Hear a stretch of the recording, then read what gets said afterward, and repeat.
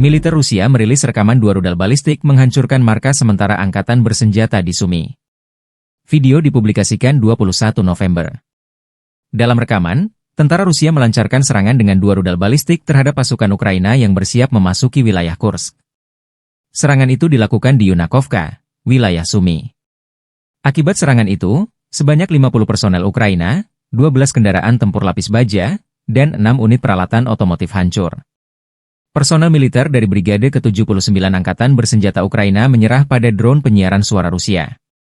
Video dipublikasikan militer Donetsk 21 November. 2 prajurit Brigade ke-79 Angkatan Bersenjata Ukraina dihadang posisinya di arah Kurahovsky oleh tentara dari Divisi Senapan Bermotor ke-20 dari Tentara Gabungan Pengawal ke-8 Angkatan Bersenjata Rusia.